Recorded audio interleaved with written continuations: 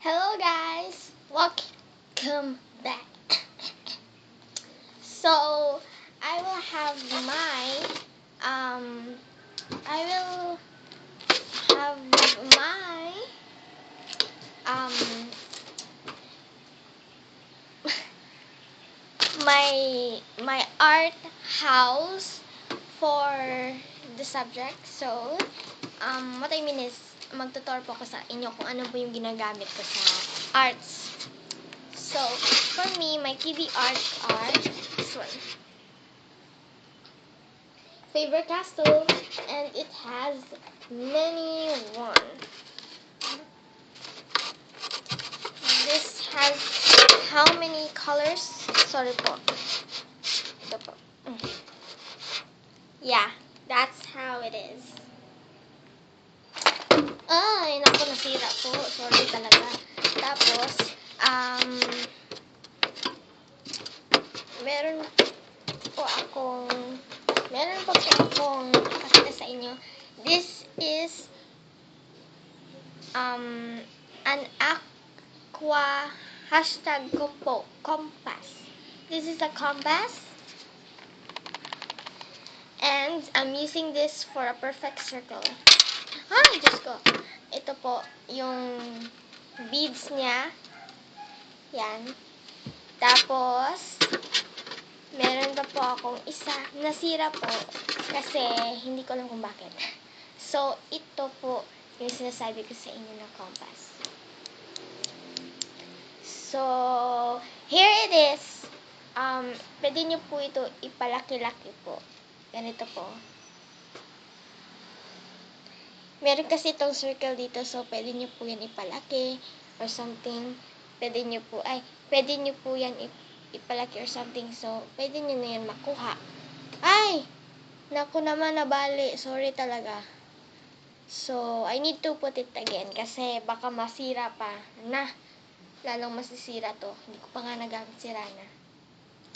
So, this is my perfect circle. And, ay nako, nalagay ko na ako. Ito ko pala ito lalagay. And I have my diary. Romantifile, lalagyan ko ito ng mga like, lalagyan ko ito ng, this is my favorite stickers. Marami po sila. Flower, ito po yung pera or something. Flowers again. Ito po ang pinaka-paborito ko. This one. And then, this one po, pang Harry Potter style. Yan po. Tapos, I have my nasira po, nasira. So, ito dapat ito nilalagay. Isistick ko ito mamaya doon sa school ko.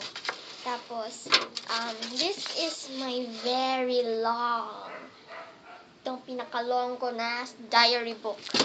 I really like this one kasi dito ko sinusulat yung mga secrets, like crushes, yung mga ganyan-ganyan po.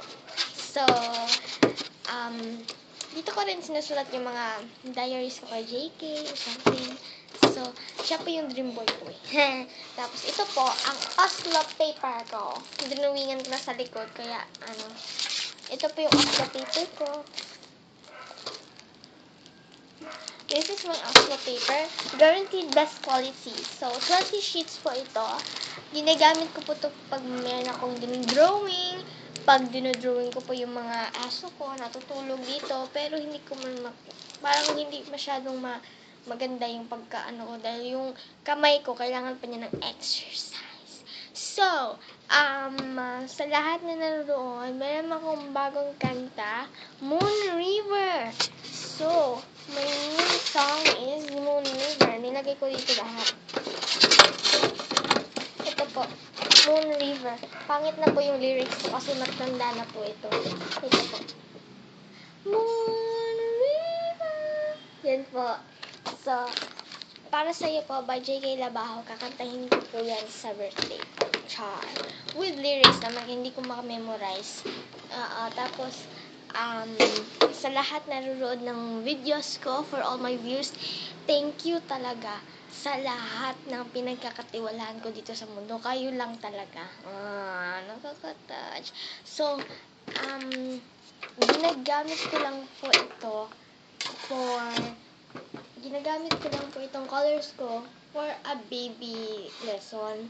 Like, for example, may tinuturo ako sa bahay ng lola ko, may mga bata doon, minsan, parang magbe-bless sila kay lola, yung mga kapatid ng yayas ko, yaya ni lola ko, tapos, minsan, ginulubang bisa, ganito yan, baby, tapos masabi na, thank you, Aki. Ang cute-cute talaga ng boses mo, para silang mga Indian. Tapos, my dogs are still sleeping. Kahapon pa tulog, iwan ko na nangyari dito. So, ito po, hindi ko na po ito ginagamit kasi masakit po siya. Ginagamit ko lang ito kasi pag basa yung buhok ko, kasi pag gaganyanin ko talaga, ang sakit-sakit, parang puso ko ang sakit. Naghuhuga naman. So, bye-bye. Thank you. Thank you for watching my videos, and please subscribe as much people as you can. Bye!